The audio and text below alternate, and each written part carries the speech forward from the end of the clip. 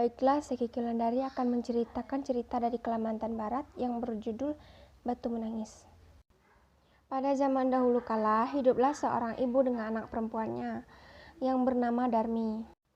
Ayah Darmi sudah meninggal saat Darmi masih kecil. Dahulu mereka hidup berkecukupan, namun setelah ayahnya meninggal, ibu Darmi harus bekerja keras di ladang demi hidup mereka. Karena setiap hari bekerja di ladang, kulit ibu Darmi menjadi kian menggelap, berat tubuhnya juga menyusut. Semua dilakukannya demi putri satu-satunya. Namun apa yang dilakukan Darmi, dia tidak mau membantu ibunya.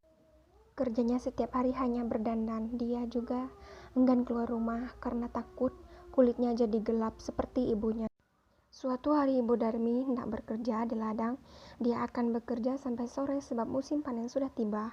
Ibu Darmi berkata kepada Darmi, "Darmi, bisakah kamu memasak hari ini, nak? Ibu tidak bisa pulang siang ini karena harus menyelesaikan panen kita. Jika sudah selesai memasak, bisakah kamu mengantarnya ke ladang untuk ibu?"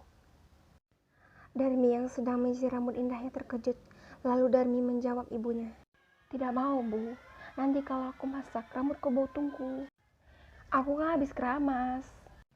Lalu kalau aku ke ladang, nanti kulitku jadi hitam. Aku kan habis luluran juga." Ibu Darmi hanya menyelengkan kepala sedih. Di ladang ibu Darmi bekerja dengan keras.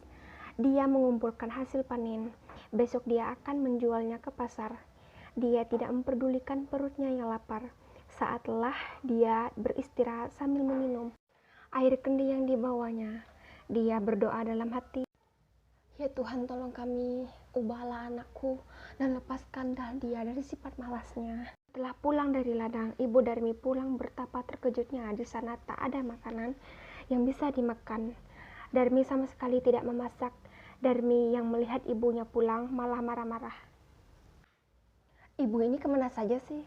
Masa seharian tidak ada makanan? Aku kan lapar, belum makan seharian."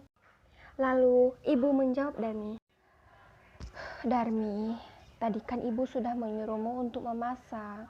"Darmi, aku tidak mau, Bu." Darmi yang meninggalkan ibunya yang kelaparan dan juga lelah. Keesokan harinya, ibu Darmi sudah bersiap dengan hasil panennya. Dia akan pergi ke pasar. Lalu ibu berkata kepada Darmi, "Darmi, ikutlah ibu ke pasar, nak. Ibu membutuhkanmu untuk membawa hasil panen kita." "Nggak mau, Bu.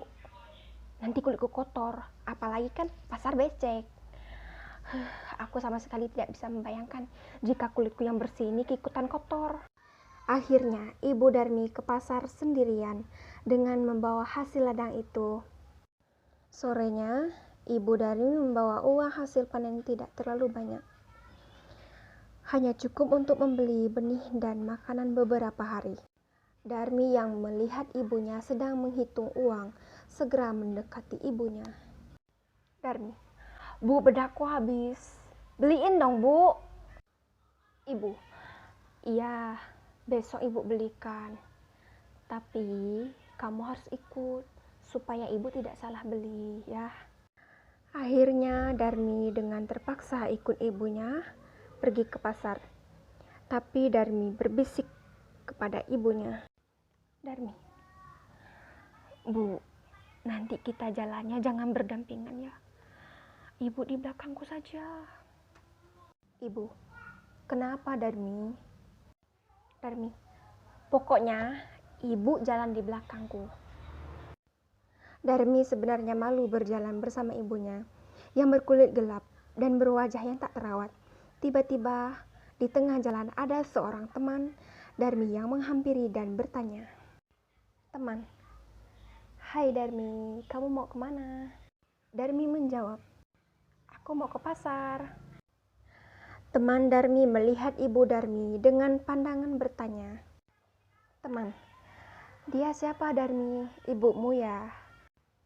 Darmi yang tak ingin temannya tahu jika dia punya ibu yang kotor dan jelek segera menjawab, "Oh, dia pembantuku. Tentu saja bukan ibuku. Ih, amit-amit deh." Betapa sedih saat ibu Darmi mendengarnya. Namun hanya ditahan dalam hati. Mereka melanjutkan perjalanannya. Darmi bertemu dengan temannya yang lain. Teman, Darmi, kau mau kemana? Darmi, aku mau ke pasar. Teman, ngomong-ngomong, siapa yang ada di belakangmu? Apa dia ibumu? Darmi menjawab, bukan, dia bukan ibuku, dia pembantuku. Sungguh hati ibu Darmi semakin sedih. Begitu tega anaknya mengakui dirinya sebagai pembantu. Namun sekuat tenaga dia berusaha menahannya. Sampailah Darmi dan ibunya di pintu pasar. Saat mereka akan memasuki pasar, lagi-lagi Darmi bertemu temannya yang lain. Teman, Darmi, tumben kamu ke pasar. Siapa yang berjalan di belakangmu? Jawab Darmi. Darmi, itu pembantuku. Ibu Darmi tak kuasa menahan air matanya. Dia sudah tak tahan lagi, bahkan dia pun berdoa dalam hati. Ibu, ya Tuhan, hamba sudah tidak kuat lagi dengan sikap anak hamba. Tolong kiranya Tuhan menghukumnya agar dia menjadi jera. Setelah itu, Ibu Darmi selesai berdoa. Tiba-tiba Darmi menjerit. Ibu, ada apa dengan kakiku? Kenapa sudah tidak bisa digerakkan lagi? Sedikit demi sedikit, Darmi menjadi batu. Ibu Darmi menangis pilu. Ampun Bu, ampun. Darmi tidak akan mengulangnya lagi. Darmi merimpi sambil menangis, meminta ampun pada ibunya. Sayangnya semuanya tak bisa kembali. Darmi tetap menjadi batu. Dia harus menanggung hukum karena telah durhaka terhadap ibunya yang sudah merawat dan menjaganya hingga dia besar. Batu itu akhirnya dipinggirkan orang-orang dan disandarkan di tepi. Hingga sekarang batu itu masih ada di Kalimantan Barat dan dinamakan Batu Menangis. Sekian cerita dari saya dan terima kasih.